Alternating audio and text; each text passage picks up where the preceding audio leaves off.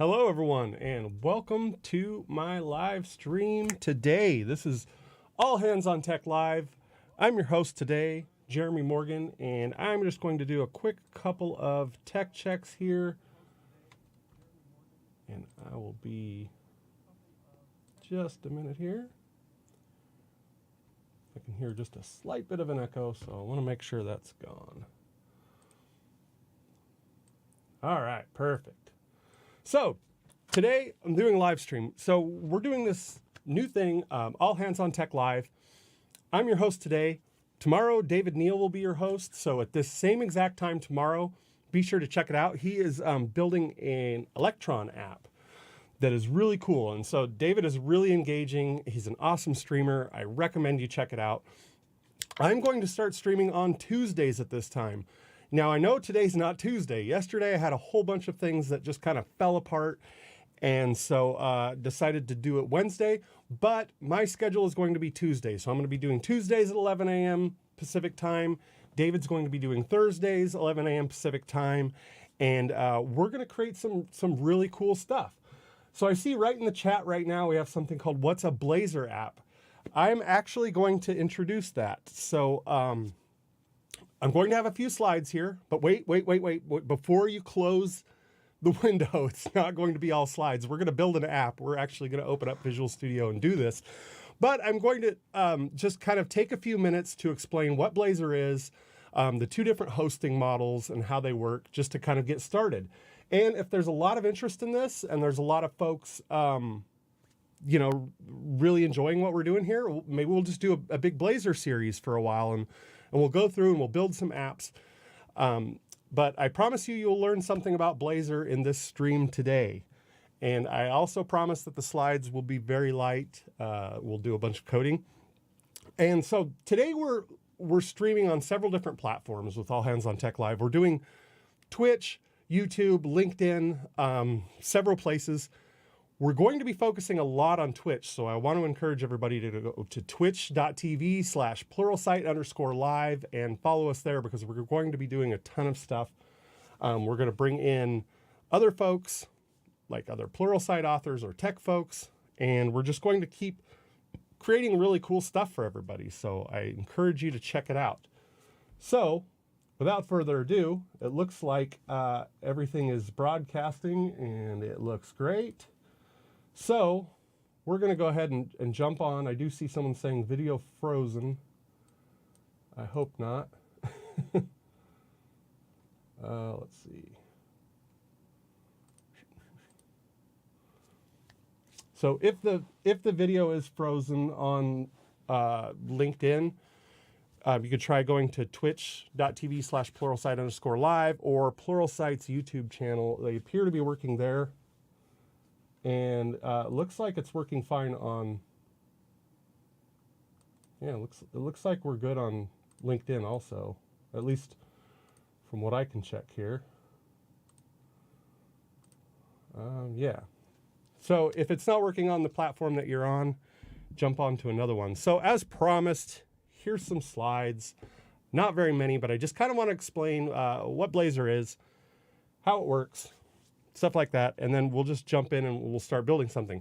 Oh, you might be wondering what we're going to build today. We're going to build one of those What's My IP apps. So when you go to Google or other search engines, you say, What's My IP? And this thing comes up and it says, your IP address is this. You must be located here. We're going to do that. We're going to build that with Blazor. It's pretty simple. And what I'm going to show basically is how to create a Blazor app, kind of the basic structure of how it works, basic binding, things like that. We're going to make an API call, and yeah, it's going to be really cool. So we'll just kind of jump right in. Here's my slides. How Blazor works is the title of this slide. So here's how Blazor works. It uses HTML, CSS, JavaScript, and C# and WebAssembly, but we'll get to that. It uses Razor components in place of JavaScript, and it kind of works like web forms. If you're familiar with web forms with Windows, ASP.NET pages, then it should be kind of familiar for you. It uses Razor components, Now, today we're only really going to use one Razor component, so we're not going to get too deep into it. However, you can build these reusable components in Razor and use them all over your application, and they're awesome. They're excellent. And again, it's kind of like web forms. Now, with server-side Blazor, there's two different models. There's server-side and client-side. With server-side Blazor, we have the application running on the server. So this is running on an ASP.NET server. And basically, you make your initial request, HTML and JavaScript comes back. That loads up into a page, and then it uses SignalR to communicate between the HTML and CSS that's on your page and the .NET Core app on the server. This is not too far of a deviation from traditional models, right? So we have just HTML being generated and pushed down. Same thing with JavaScript.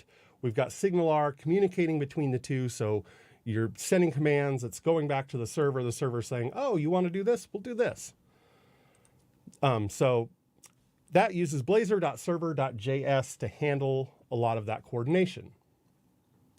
Now, here are the advantages of doing a server side. So when you're creating a Blazor app, you have a choice of choosing one or the other. Here are the advantages of the server side applications. Small downloads. You're just downloading a little bit of HTML, some JavaScript, and the page fires off and it's good to go. That's why we're going to do what we do today. We're going to do server side so that it's very fast to load. You have the full access to the .NET framework. So as you're building your applications, we don't really call it the .NET framework anymore. It's just kind of .NET 5, .NET 6. We're going to do it in .NET 6 today, but it's just .NET. So before we had .NET Core, .NET Framework Traditional. They've merged together. Life is great. If you're a Linux person like me, it's amazing because you can just do development on anything. But anyway, you have better debugging tools. Debugging is a little bit easier. This is changing every day, by the way, but you have a little bit better debugging tools when you do the server-side stuff. And WebAssembly is not needed. What is WebAssembly, you might ask? Well, we will get into that. But WebAssembly isn't needed for server-side necessarily. But there are some disadvantages to choosing server-side over client-side. You can't do anything offline. You have to be connected to the server all the time, solid internet connection. The server bears most of the load, so if you have millions of people on your site, your server is going to be taking the brunt of the processing for that. It's pretty chatty on the network, but it's just like any other traditional, like Angular or Vue app or something like that. There's chatter that goes back and forth between the server and the client.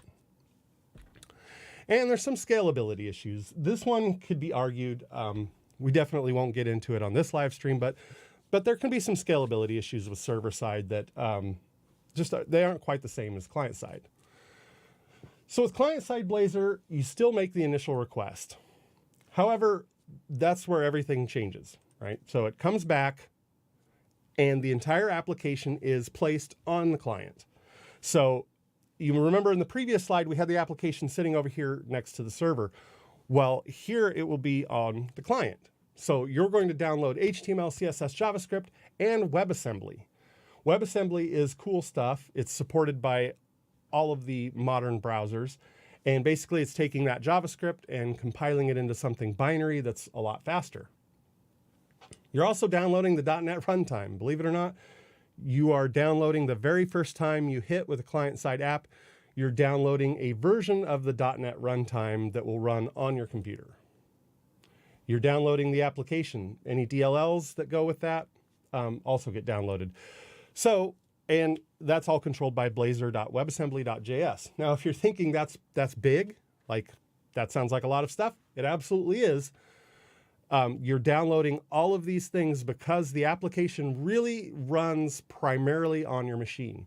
There can be server communication, of course. There can be database communication, things like that, but primarily the application is running on the client, which is why they call it client-side Blazor, right? A little bit about WebAssembly. Low-level assembly-like language. Like I said, it's a binary format, so it's super fast. And a bunch of different languages compile to WebAssembly, not just C#, not just JavaScript. I think you can compile just about anything into WebAssembly these days. And so with a client-side application, you have your Razor components, .NET framework, and all of that gets compiled into WebAssembly that the browser runs. So we'll kind of skip through some of this here. So with our hosting models, when you're hosting it, the Blazor WebAssembly, basically it's all hosted, it's all run within that client. With Blazor server side, you have the DOM on the client, and it's going back and forth with those Razor components. So this is probably the best slide out of all of them. This just shows where your application lives. Does it live on the server talking to this little client, or does it live on the client talking to the server? The advantages of Blazor WebAssembly, one of the biggest ones is it runs offline. So once all that stuff is downloaded, it can just run on a client. So what I'm thinking is, like, you have an application that uses an iPad or something, some kind of tablet out in the field. You can run your Blazor WebAssembly app on that tablet, go out, have no internet connection, no cell connection, runs just fine. It's all static files, which is cool. So no ASP.NET is required, which means you can host this on GitHub Pages. You could host an entire Blazor application on GitHub Pages, and maybe we'll do a live stream on doing that. But anything that can serve HTML can serve up Blazor app. Doesn't have to be ASP, PHP, anything like that. There's no plugins required. Like I said, most of the modern browsers support it. And near native performance in the browser. So you're probably thinking, here's two good use cases for the Blazor WebAssembly, which is client side. Offline stuff, like folks that need to carry around tablets or cell phones that don't have connection, they can still do their operations, come back, sync up with the database later. And gaming, like near native performance instantly means games. Like you can make games that are fast, quick. You're not sending a bunch of stuff over the pipeline. It's just downloading once into your browser and running. The disadvantages, that huge first download. Older browsers may not support it. Most browsers these days support it, so it's fine. And debugging, not here yet. When I made this slide last year, debugging is a little bit better now. And it's not in preview anymore, which it was when I made this slide. So that is about it for the slides. Let's see here. Oh, I do have one more slide. One more, just one more.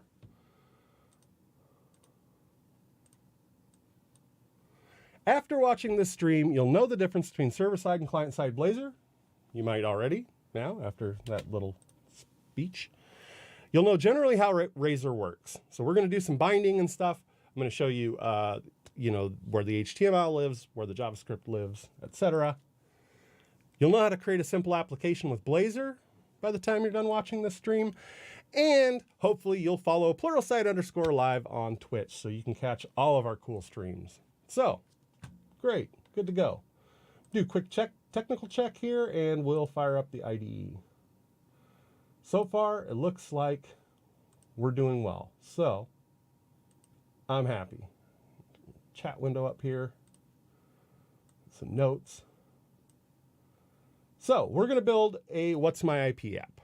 You've probably seen these before, where it just shows you what your IP address is. But the key is that we want to get the location from that application. Now, when I first started to put together this app, I wanted to use DB Browser for SQLite to show some queries, and then I wanted to build a SQLite database that held these things. So I'll show you very quickly. I'll just drop this on my desktop. We're not going to use this today, but I felt there's an honorable mention here. So test.db. What I wanted to do is create a simple SQLite database that would be perfect for this. And I've actually built these before, where we can turn that IP into a zip code, into a city, things like that. But my IP range is not in the database, so I was not able to do it. What I've done here is just open up Chrome, and I'll show you one database that I pull from that is free. United States zip code database. I use the personal version because I'm not making any money with this stuff, so totally legal. And just download a CSV of that. And then the other one is MaxMinds, maxmind.com. Geolocate. This is kind of the same thing. You can geolocate an IP address with databases. So I download both of those CSVs, right? And we go in here and we say, let's import table from a CSV file. And I will jump into data, geolocation. So first, we'll import this CSV file here that I downloaded. We're going to call it zip code. I don't know. I guess zip code's probably the best one. Keep our column names in the first line, field separator. As you can see, the fields are separated here. So I'm using DB Browser for SQLite to access the SQLite database. I've built several applications with SQLite as a database and Blazor, and it's so fast and awesome. As you can see, we just imported all these, and this just turns a zip code here into city information. So I will import another table here from CSV file, and we are going to do Geolite City IPv4. This is our IP information. And once again, just importing this CSV. And you can imagine this is the entire IP range. Tons of IPs. Well, not the entire one, but a lot. We need to rename this. Actually, I'll just delete it and import it again. I don't like that table name. So Geolite City, IPv4. This one I'm going to call IP address. And I'm kind of setting this up because we're going to do stuff with this in future streams. And also I just want to show how cool SQLite is, to be honest. It's one of the coolest things ever. I'm just a huge fan of SQLite databases. So here we go. We got our IP ranges here. Now, when I was setting that up, I wanted to set up a query. We say select IP address, postal code, call that zip code, IP address network, and that is, trying to remember what field network is. Just make sure that I got that table name right. Yeah, network. Zip code, primary city, as city, zip code, I think it's state, yeah, state, as state, and what was the last, the country.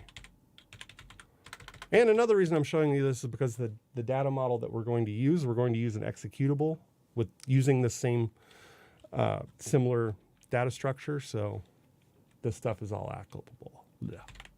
Applicable as country. So we're going to select all of those from IP address. We'll do our inner join, zip code, and our zip code, zip code.zip is IP address zip. Postal code. There we go. So here's our query. And check that out. So we've linked these two tables together.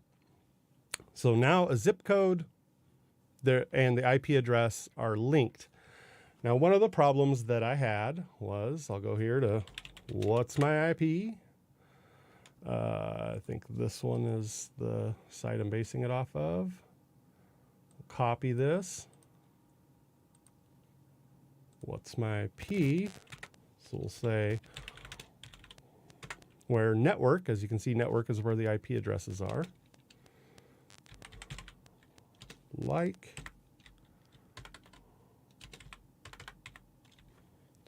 Paste this in here. We'll leave that last octet off of there and run it. And we get nothing, right? So that's where the problem came in. So I thought, well, I'll just shave off this octet. And then that comes up with a whole bunch of them. So I'm generally, most IP databases say that I'm in Hillsboro, Oregon. So it is in the list, and there's Forest Grove. That's even closer to me. However, I get this giant list because I'm only using 2 of those octets. If I try to use the exact IP address that it would be, which is 0/24, oops,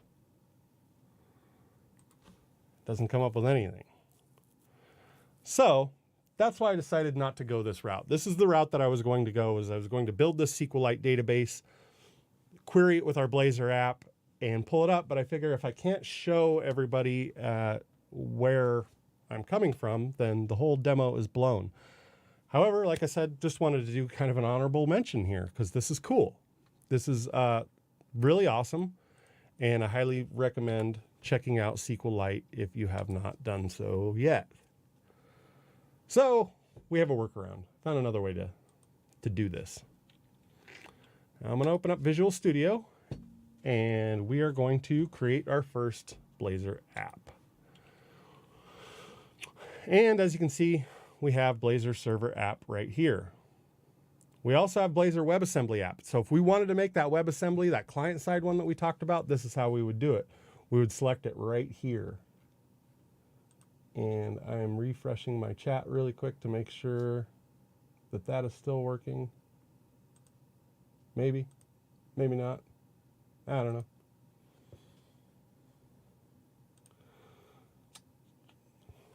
So let's jump in here. I forgot, we don't even have music going. So, Blazor Server app. It's going to be created in my repos folder.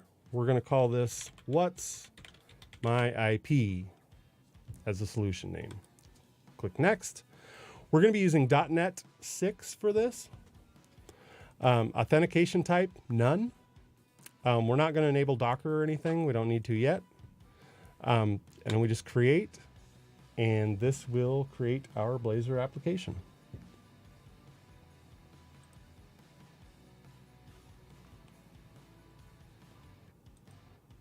And I am wondering what happened to the chat. That's okay. Chat seems to have died. Okay, so this is our Blazor application, and we can actually push play, like I like to say, or hit F5. Bring it up. Let's see what it does.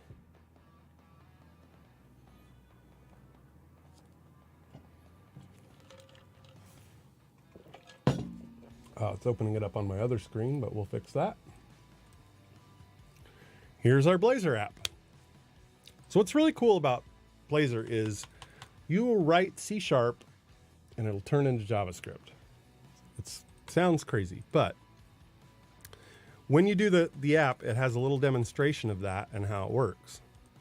Pretty cool, right? We're not going to use any of this, but it's here and available. It's very cool. So these things are split out into these Razor components. We're going to use the index Razor component primarily for what we're doing here. However, if we go to that counter that I just showed, you can see that this Razor component loads up when you click on counter. And this is all that counter is. This is all the code that it takes. What it says is current count, and it's bound to this private int, current count equals 0. And then there's an increment count that's called onClick. So when you click that button, it calls increment count, current count plus plus. That's it. This code here is C#. This code is HTML, kind of. It's Razor syntax. But it's HTML, And this is what we're going to do today. We're going to bind values like this. So when I was talking about binding values, this is what I mean by binding values. We're taking this HTML, throwing these values in, and these values actually come from a C# class. So as you can see, we have no JavaScript here. And as much as I hate to beat that drum, some of the things that people really enjoy about Blazor is that it's not a lot of JavaScript going on. Which, it's fine. I'm fine with JavaScript, but some folks, this is one of the biggest selling points. So, this is our counter.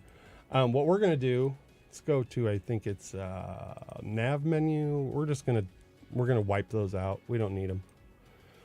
We're going to build our own stuff today, so we're just going to have the home. We're not going to do the survey, so we can delete that. And we can even delete those components. Counter, we'll delete that. Fetch data, this one's kind of interesting, so I should show fetch data. This one also uses binding.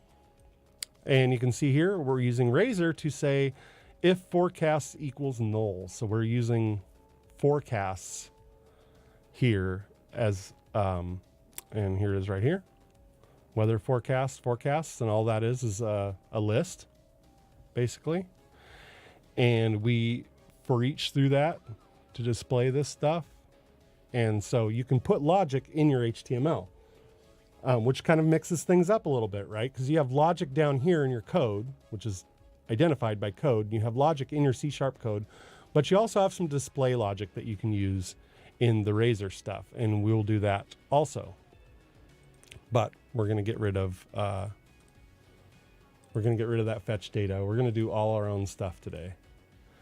So in index.razor, just going to say hello world. We'll just change this to what's my IP? Question mark.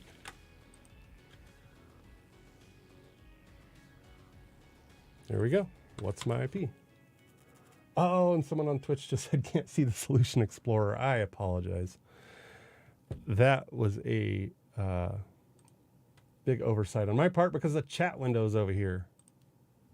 So let me just bring it over really quick so I can show the sections that I was just talking about. In our shared folder, we have shared files. So these are files that are templates. We have the nav menu and a main layout, and this is just a template to show, or a template to kind of be global across the application. So main layout.razor will get you loaded with every single page. And then we see here where it's calling nav menu, and that calls another Razor component that's our navigation menu that I deleted. And then pages, these are the actual Razor components here. And then some CSHTML, which is pretty similar to templates, I guess. This kind of lays things out. This will build that final HTML page that you all will see. Mostly, we're going to focus right here in index.razor. This is our index Razor component. This is where we're going to focus most of our time. So I'm just going to put that solution window over there. And I'm going to put the code for this on my GitHub. So it's not going to be anything super fancy, but I will put it on my GitHub in case folks want to download it, play with it, mess with it. So we need to figure out what our IP is. Now, when I was explaining the models, I kind of explained why we can't grab request data.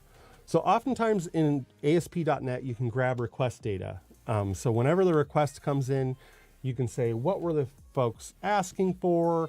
What kind of parameters they put in, et cetera, et cetera. And you can also get, what's their IP address? What's their, I can't even think of it now. The browser. I don't know why the real term slips my mind, but it can show the browser, shows the IP address, things like that. We can't really do that with this because this is packaging up this JavaScript and shoving it down to the client. It just doesn't really work the same way. It's a lot more complex. So what I decided to do was just use ipify.org. So this is a really cool site. I'll just load it up here. This is how I decided to get our IP address. A simple public address API. You can hit it with curl, get your IP address, comes back in a JSON. It is super, super easy to use. So that's what I decided I'm going to use today. So what I need to do here is create a code section. Remember, we had page and then we had code. So I need to create a code section for my C#. And we can bind something really quick. Say public string message, get set.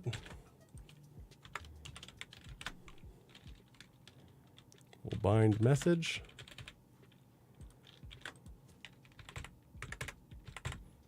And now we have message bound here. So to, let's see, I'm trying to remember. I think it's protected override. This is basically almost like a constructor for this. It's called onInitialized async.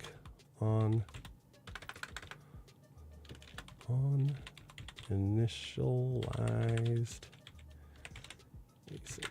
So this is when the page is initialized. There we go. Did I get it right? Yeah, I got it right. Okay. So every time this page loads, this will be called first. Just put that in the comments. This will be called first. So this will be the first thing that's called when this page is loaded. And we're going to say message equals hello there. We're going to bind our first variable here. And there's our hello there message. Pretty cool, right? Maybe it's not that impressive, but it is pretty easy to bind these things. There's also two-way binding. We're not really going to get into that today, but two-way binding is nearly just as easy, where we have these fields down here, and we can just pull them in from text boxes and things like that. Pull them in, do some stuff to them, send them back. So the two-way binding is just as easy. But on initialized async, I'm going to go ahead and create a method here, I think, to get the IP. So I'm trying to remember how we'll learn as we go here. So this one will say private string get my IP. We don't need to pass it anything. And what we're going to do is just create an HTTP client. So HTTP client.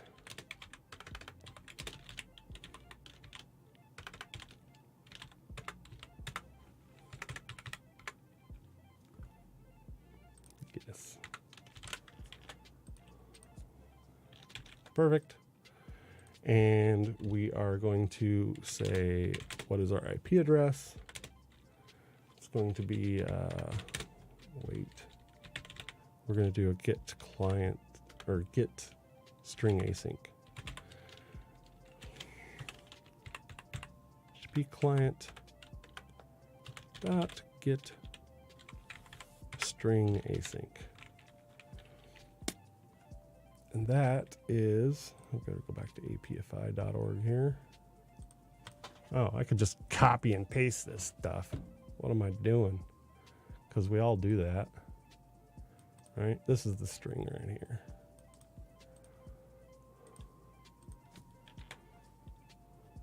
Perfect. So there's our IP. We'll just say toString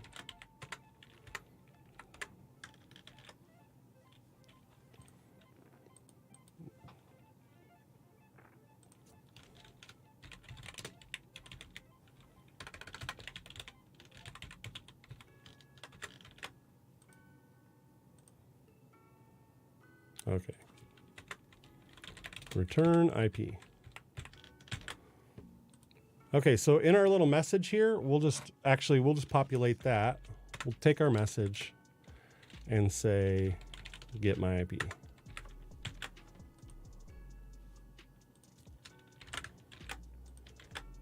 Perfect. So, does not exist.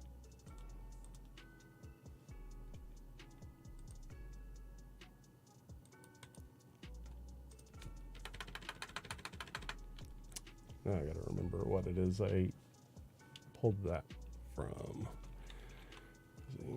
Let's see. Which library is HTTP client? Oh, system.net HTTP, that's right. System.net.http. Totally had a brain fart there. So we'll just return this.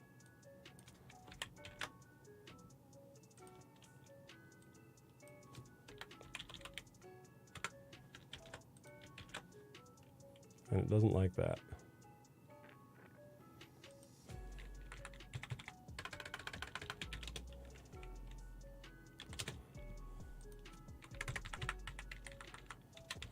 IP equals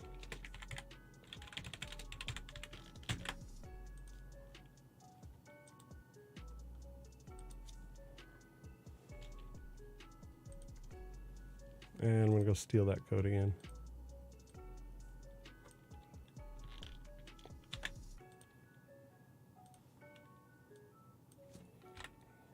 So we're not going to await it. We're just going to return it.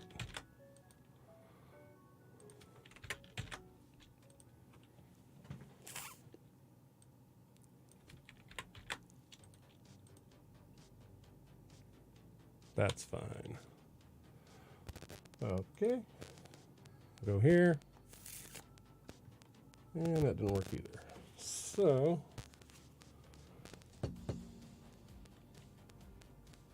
it has to be async.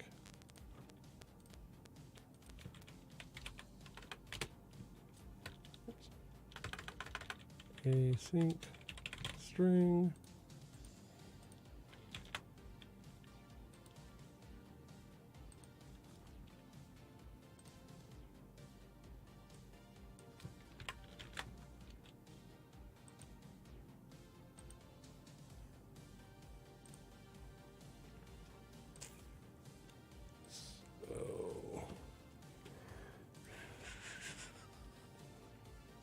Let's see. Here, we'll just do this. String. Since we need to store this later anyway, we will do IP address equals, and then we don't need to return anything.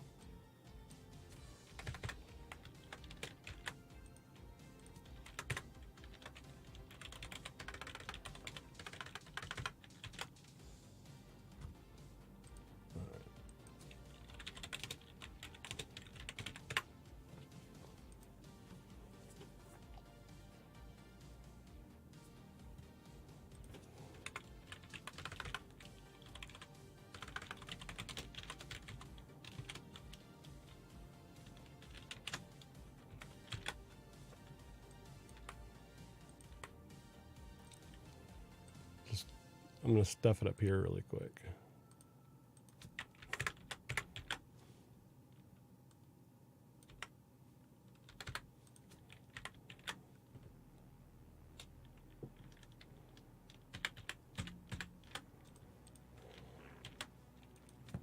Sync void get my IP.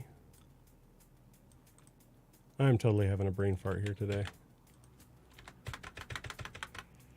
Get this HTTP client. Wait, that should return the task that I need. So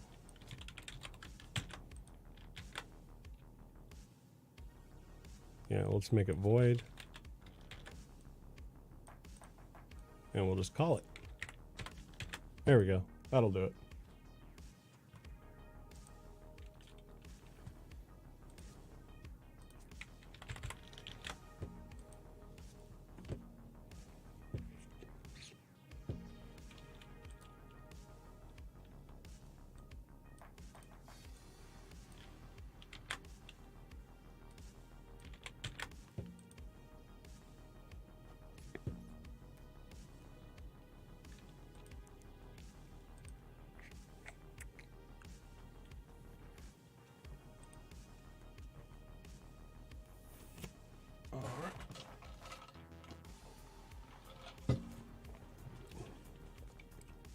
So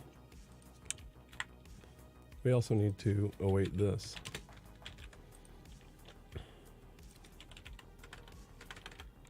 Sync task, get my IP.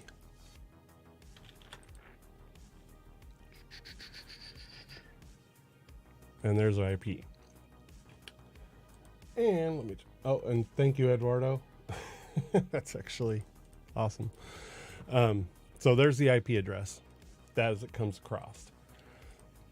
Now, just to explain kind of what I'm doing here, we're just binding this public string here to this IP address here. So we're done, right?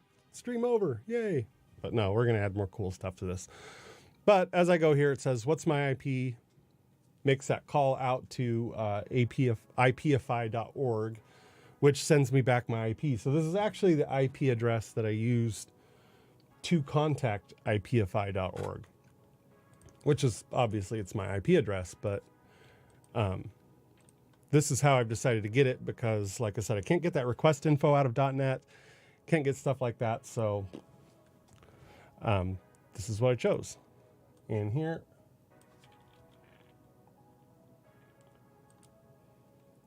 let's jump in. I'm going to find these instructions for the GeoIP database. So that database that I created earlier does not have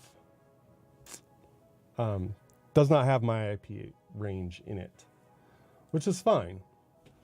Actually, let's bring this over here while we look at it.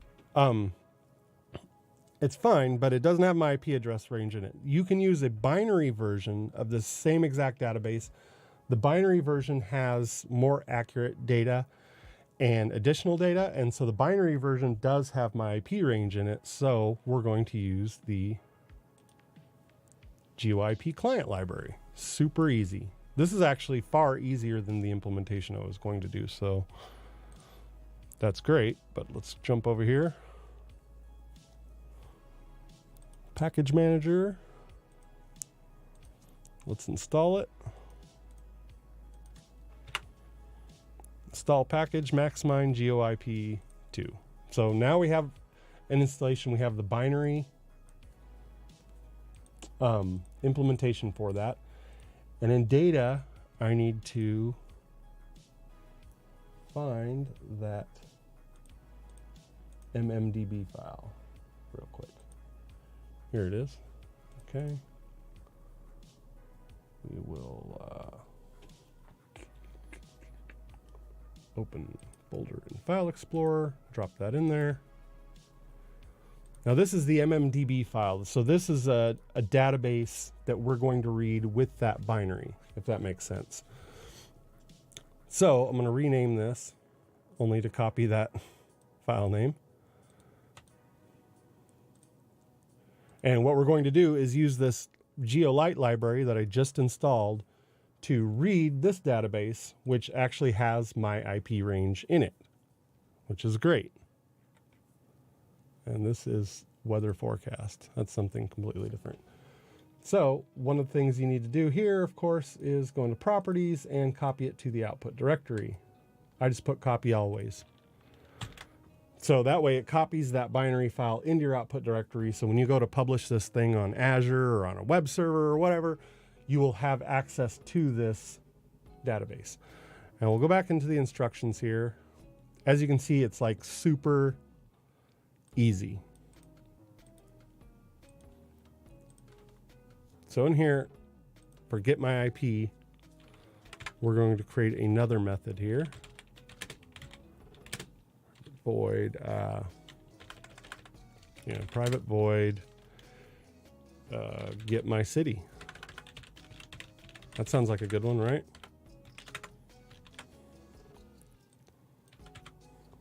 Instead of console write line, of course, we're going to do it. And I think I need to do using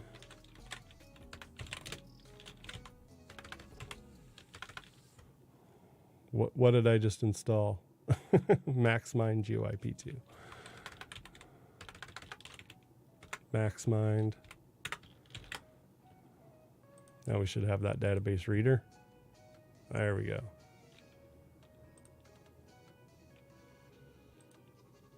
Now it says it still can't find it, but we'll see. After we build it, it'll probably find it.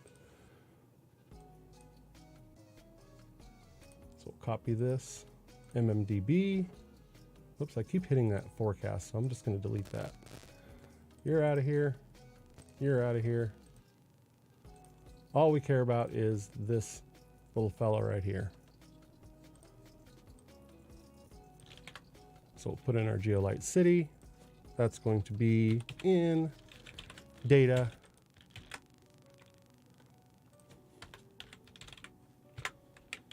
Maximize GeoIP2. Okay, there we go. All right, so for this one, we're going to have to pass in our IP address. I can see already.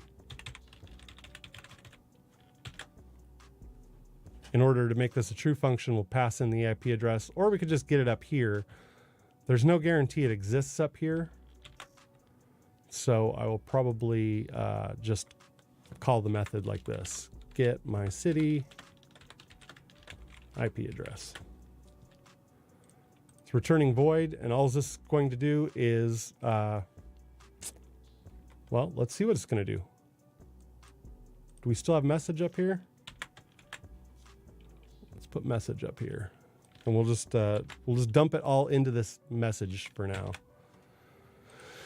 See, city is going to be IP address.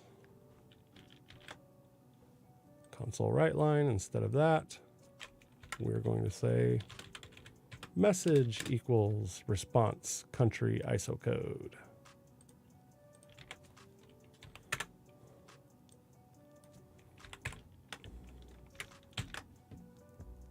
All right, let's run it. Let's see if it works.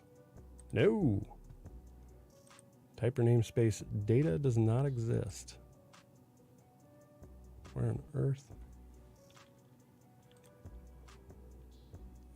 Oh, that's right. So I deleted this stuff. So that was that weather forecast service that I deleted earlier, causing it to break. There we go. Now we have, what's my IP address? We have this IP address, and then we have US, which isn't helpful, but it's something more. So I'm going to change that up a little bit. Now in here we have, let's just grab that response really quick. We'll check out all the cool fields that we have in the response for this. Check it out. So in this response, we have city, continent, country, location, most specific subdivision, which is Oregon, postal code 97213. So this thinks I'm in Hillsboro, Oregon, which isn't very far from where I'm at. One of the things to note about these databases. So with MaxMind, if you pay money, you can get a more accurate IP database from them. So this is just the free version, this binary that I have, this database. It's all the free version, so it's not that great, not that accurate. However, if you want to pay money, it can be a lot more accurate. However, it's never going to go right down to the individual house, residence, location. Thankfully, they don't get that granular, but I have a feeling if I purchase the paid version, it might say I'm in Gaston, which is where I'm in. Might not, I don't know. But anyway, we can see this response here. We can see that we have quite a bit of stuff. You can even check, is it anonymous or using a proxy, VPN, et cetera, et cetera, et cetera. We don't really care that much about that, but I do want it to say that I'm in Hillsboro, Oregon. So we're going to add some more fields here. Public string, city,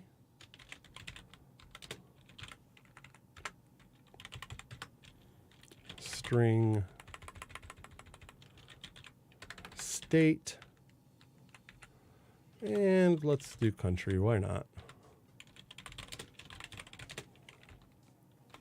Country. Oops. That should get us pretty close here. So pretty close to a final product. We will put you are located in question mark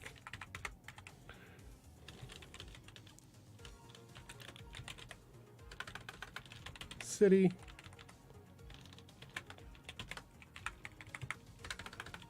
state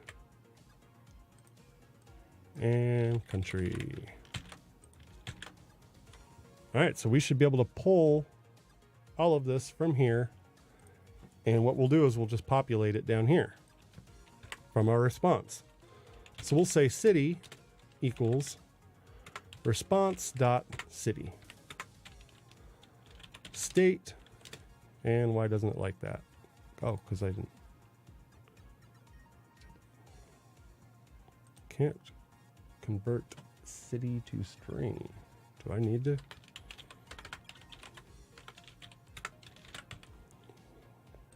Let's see if this works before we go any farther.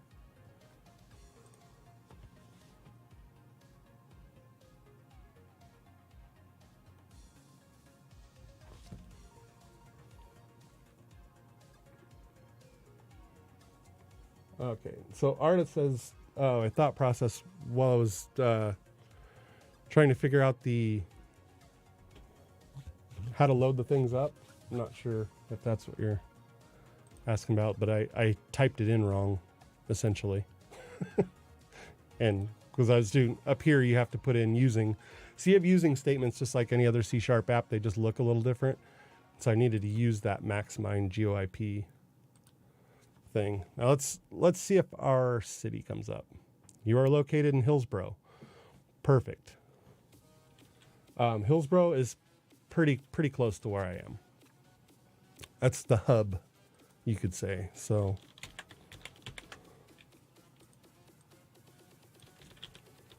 state,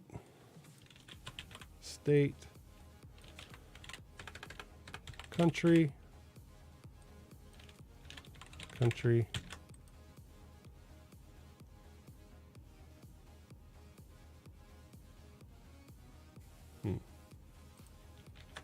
So maybe response state is not a thing.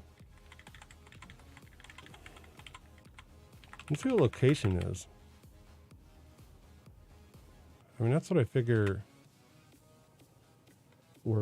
that's what we're looking for, right? Is location. So oh, there's all kinds of silly stuff in here. We've got latitude and longitude. That gives me an idea.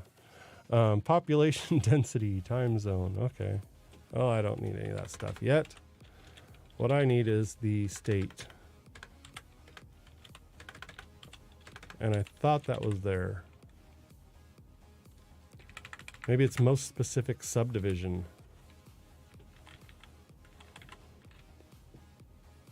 This is a string, 3 characters long, so that should work. We'll toString that. Or no, that's probably like an abbreviated, like an OR or something. I'm in Oregon. So let's see what that comes up with. Yeah, it does OR for Oregon, which is fine. Hillsboro, Oregon, United States. Fairly accurate. So let's change this. And as you can see, the data binding, oh, it changed it for me. As you can see, the data binding is just super easy. You know, we just put in this little placeholder, pull it from down here, populate it as we go. Super easy. And realistically, the amount of code we have here is very small so far.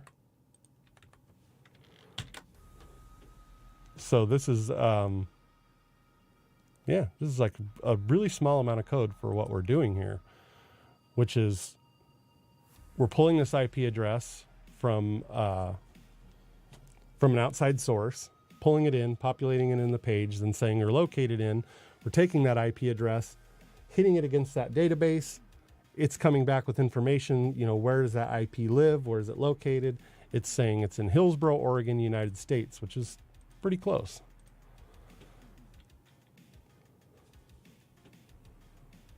And we have some null reference stuff here, which I'm not really going to worry about right now. This is a very hacked up kind of just kind of want to show how to build a Blazor app, right?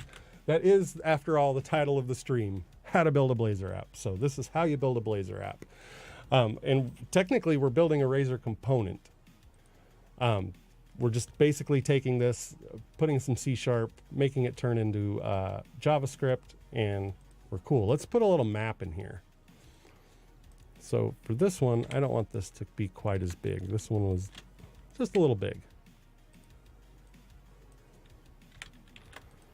So for the first part of our tool, we're grabbing the IP address. So when someone types in what's my IP, they want to go to this page.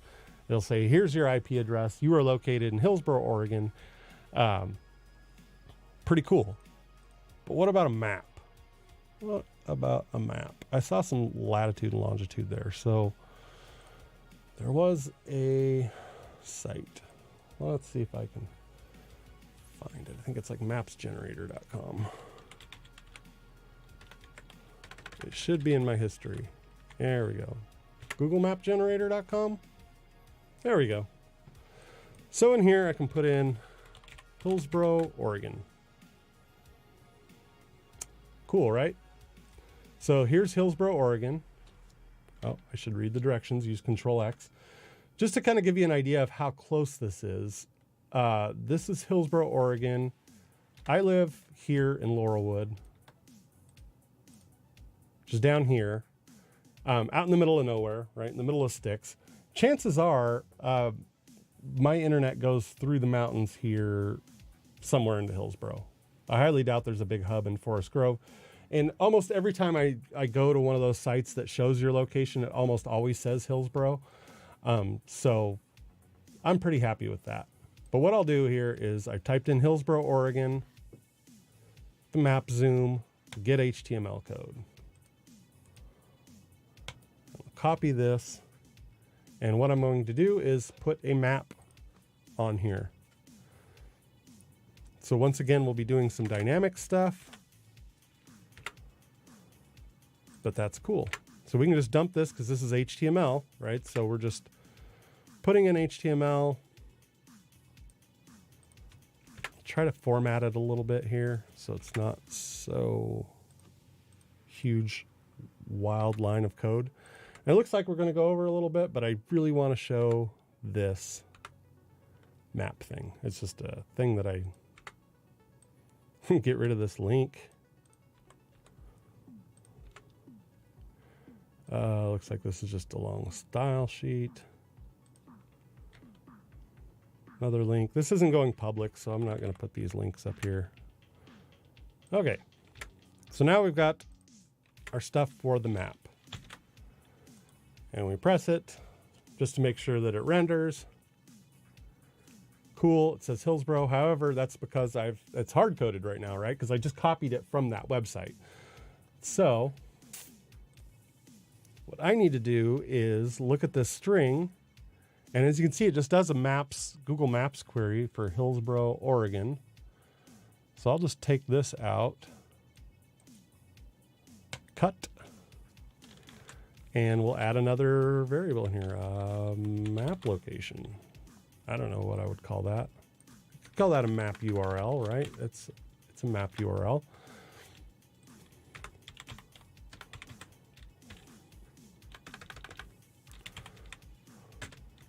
Prop string map URL. Get set. Okay. So in here, I'm just going to take my city, state, and country. Actually, I think it's just city, state, right? So map URL equals, there's my map URL. And I'll just bust this out. Instead of Hillsboro, I'll append city. I could probably do this at the top, actually. I mean, it doesn't have to be here. And then for the state, it just happens to be the 2-letter prefix also, so cool.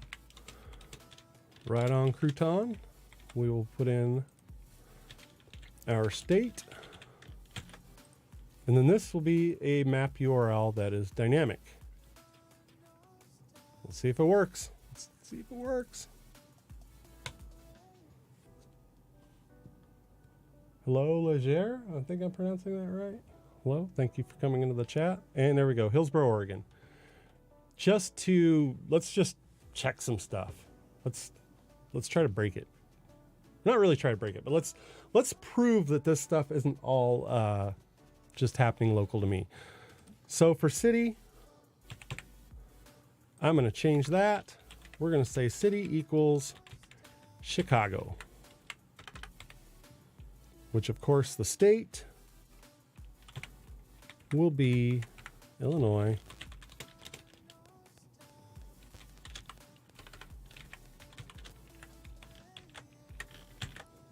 Same country. Let's press the button. Let's see what it says for Chicago, Illinois. You are located in Chicago, Illinois. And there's the map for Chicago, Illinois. Great. Fantastic. Let's try putting in another IP. I have no idea where this IP will lead, but basically what I was proving with that, so I should step back a little bit to show my thought processes.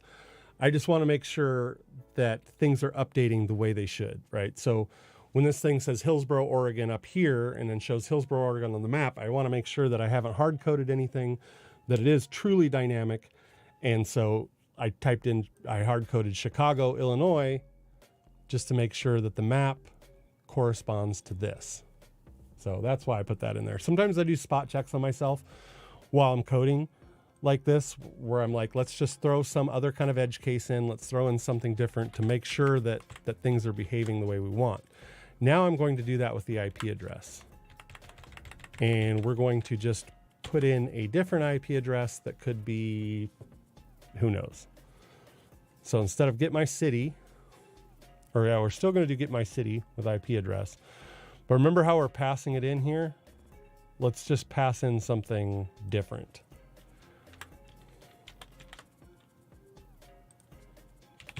And I have no idea what this will come up with.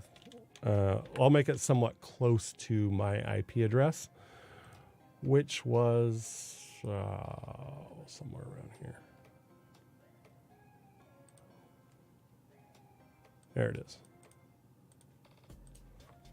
So get my city. We're going to change the subnet here to 203. Just see what that comes up with. And once again, I'm spot checking myself. Beaverton, Oregon. Interesting. But I'm spot checking myself here because look at that. Get my IP. Oops.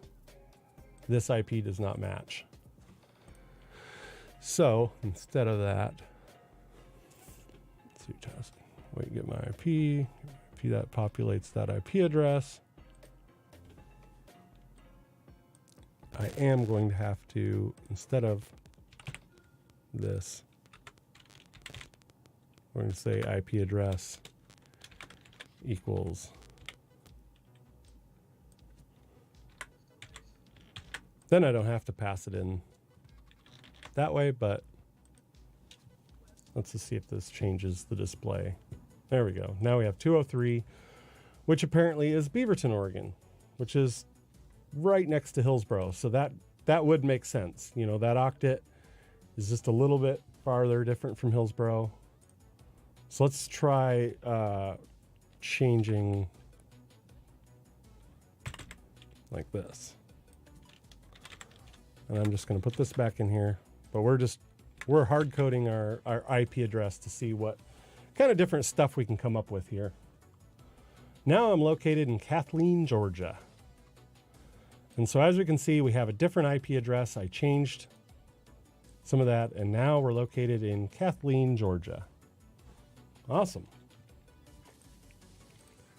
And I should format this just a little different here. How about city state? That looks a little better. All right, city state. Press play. There we go. You're located in Kathleen, Georgia. And then that is surprisingly a town I have never heard of. So if you're from Kathleen, Georgia, hello. Your city is famous today, which it looks like its closest big city is probably Macon. And I'm entirely unfamiliar with this area, so I've never heard of Kathleen, Georgia. Let's try just putting in random stuff. 72, I think is what we had before, wasn't it? We'll see.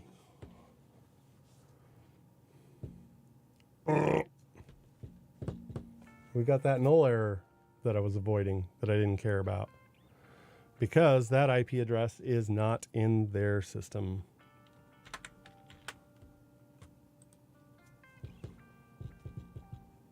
So that's something we have to code for, right? Let's put a little message in here. We'll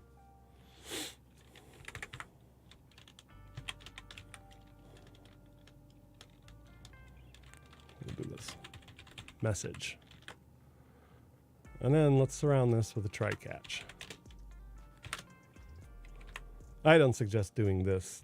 We're just doing this to show some things, but I wouldn't suggest doing this on a production site. But let's catch our exceptions and put it in the message.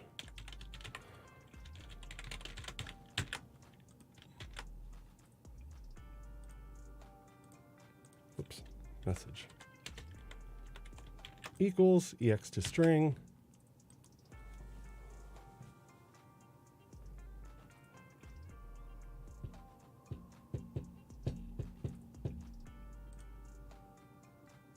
Yeah, null reference exception. You should be telling me I have a null reference exception.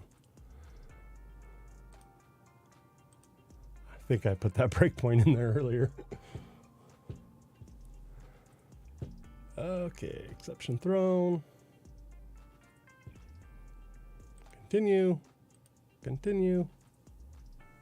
There we go. There's our system null reference exception. You are located in nothing. You are in this range somewhere. You're somewhere on planet Earth, which is a pretty safe assumption. Hello, Thindal. Hello, One Lion. How's it going? It's going great. Unfortunately, I'm just getting ready to wrap up this stream, but it's going great. We built a Blazor app for the first time as an audience, and going to do a heck of a lot more of it. So I'm going to be streaming every Tuesday. I think I said that at the beginning of the stream. We'll send the raid somewhere else. Yeah, well, thank you for wanting to raid. That is awesome. But yeah, I'm pretty much done with this stream. That would have been our first raid. Maybe I should just keep babbling for a couple hours, but I totally appreciate that. That is awesome. Yes, the Live Coders. So I recently became a member of the Live Coders team on my personal Twitch.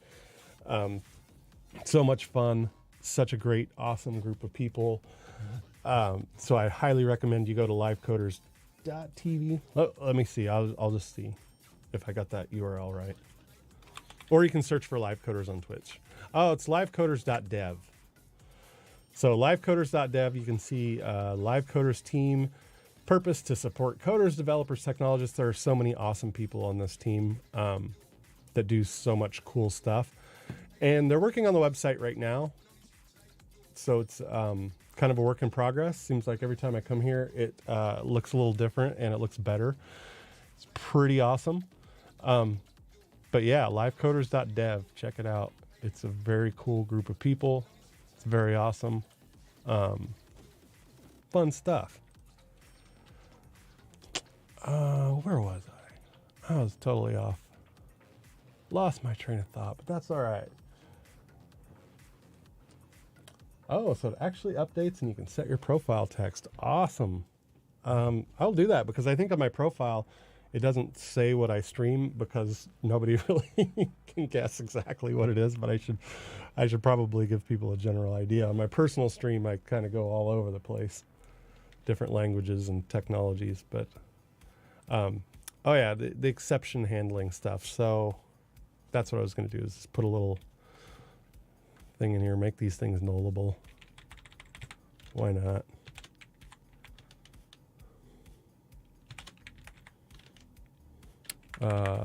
Yeah, these all can be nullable.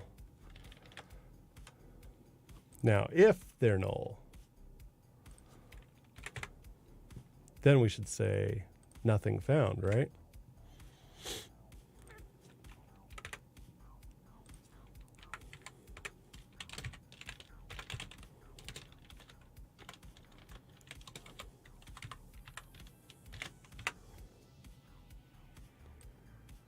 If it's not null, go here.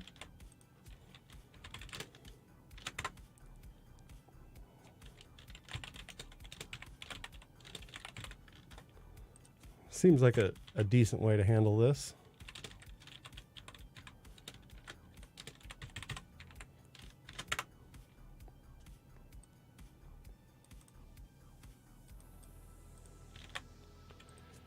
And I should take a vote here in the chat.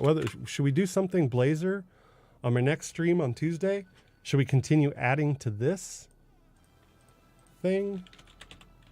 Let me know, or let me know on Twitter. I'm sure a lot of people are going to watch this afterwards. That usually is the case with my personal streams, is I get more people watching it after I stream it than when I stream it. So get a hold of me on Twitter if you would like to see more Blazor stuff, more stuff with this particular application. State not null, state found. If country not null,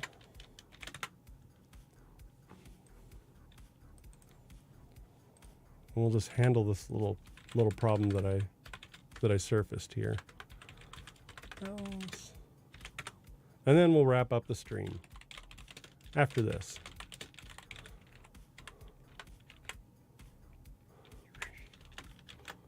Lindell says, if you enjoy Blazor, then keep at it. Yeah, I really do enjoy Blazor a lot. One of the things I want to stream about when I learn a little more about is Maui.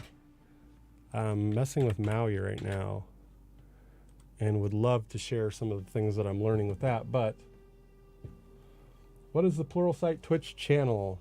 Lindell's asking. It's Pluralsight_live. So that's what I'm actually streaming on right now. We're just getting it built up. There is a Pluralsight official. It's a long story. Twitch, please help us. We got locked out of the Pluralsight official one. So we are now at Pluralsight_live. Content not found. All right. So yeah, I put in this goofy IP address. It says you're located in not found, not found, not found, not found, not found. Perfect. That's what I want. Now, if I actually make it pull my real IP address again,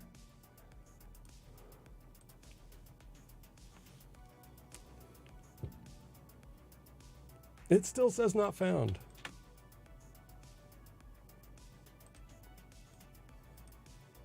Wait, get my IP. That is interesting. Let's see if the IP address is changing. Yes. So there's my IP address. Still says I'm located in not found, not found, not found. So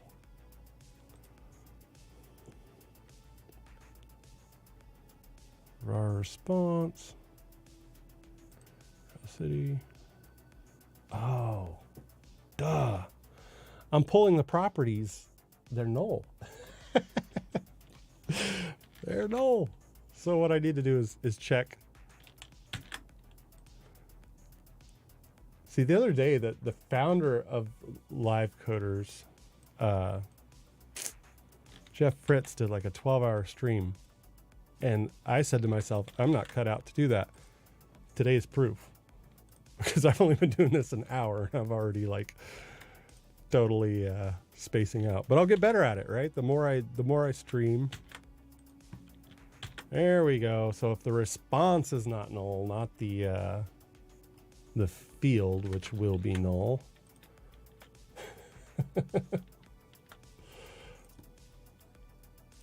Yeah, try to keep it at 2 hours. That's probably reasonable for me for right now. That way I don't make silly mistakes. But part of the reason I love streaming so much is because I can make mistakes. I could have people help me figure it out, or I figure it out and talk about figuring it out. And that's one of the great things. You know, this isn't like a polished presentation that I'm giving at some huge conference that I practiced 10 times in the hotel room before I went out. It's just, you know, turn it on in code. I think it's valuable. I think it proves that I'm the world's okayest developer, which is my claim. So yeah, here we go. This is our final product. We said we're going to create a what's my IP Blazor app. Here it is. This shows me what my IP is. Says I'm located in Hillsboro, Oregon, which is close to where I am, and in the United States, and then shows me a map. I don't know what the map thing is, what's so cool about it, but I just thought I'd add it in. I mean, it's kind of like, you're in Hillsboro, Oregon. Here's a map of it. Well, obviously it's 10 minutes away from me, so I don't really need a map, but it's just kind of a cool little feature add-on. So if you're watching the stream, thank you for watching the stream. Thank you for all the people that jumped into chat. Very awesome. And looking for cool ideas. Maybe we'll add on to this thing a little bit. I kind of have some ideas that might be kind of cool that we could do with Blazor. We could make some little small tool sets. Let's see. Oh, here's an idea. The cool thing is you can move the coordinate that you're showing from the server and have the map move. That might be kind of cool. Track something moving. Oh yeah, I'll have to think about that. That might be kind of cool. Yeah, maybe we could do some distance things, like put out a list of distance for cool places to walk. Like if you look here, we have parks on here. I bet you I could get that list somewhere. And you could say, you are 10 miles from Hondo Dog Park, or you're whatever. What's the closest park to me or something? I don't know. There's some cool stuff, but we'll do this. But basically what I wanted to do, and that was in the slide when I started this, those dreaded slides that I closed. But I said, you know, I would explain the difference between server-side and client-side Blazor. We did that. So now you know the difference between that. You know how to create a Blazor app from the start. You roughly know how the Blazor app works because we explained the components and how we put together these components. You know, we have like the Razor part of it. We have the C# part of it. We explained bindings. So I think I pretty much hit my goals here for, and thank you for those ideas. Click the park in a list and have it pan and center on that one. There we go. So I am going to keep that in mind. That would be cool because I love parks. Everybody loves parks. I should act like I love parks. Everybody loves parks. And so that would be kind of cool to do something with that. But yeah, my goals at the start of this stream were to tell you roughly what Blazor is, what the two hosting models are, what you'd use each for, then create a Blazor app, which we did, and then roughly how Blazor works, you know, with the Razor components and stuff like that. We went through that. And then, you know, how binding works. And we showed a little bit of this binding stuff. And so I think it hit all the goals. And I would love to keep going on it. So tune in to All Hands on Tech Live. Maybe we'll do a cool Blazor series where we just kind of go from beginner to intermediate. And yeah, I think it'll be great. I think it'll be fun. So I'm going to do this. I'm doing it Wednesday today because of stuff that happened yesterday, but Tuesday is going to be my day. So that's my last pitch. Put out is follow _live on Twitch. David Neal tomorrow at 11 o'clock Pacific time is going to do more things with his Electron app. Really cool, really interesting, really fun stuff. I'm going to take Tuesdays at 11 a.m. Pacific time and do .NET stuff, mostly, kind of. I might slip some Linux in there. We might do .NET and Linux. Why not? But yeah, thank you, everybody. Take care to you also. Everybody who joined in chat and things like that. Everyone that participated, everyone that watched, thank you very much. Super grateful, and I'll hopefully see all of you next Tuesday, 11 a.m. Pacific time, here on Twitch, YouTube, etc.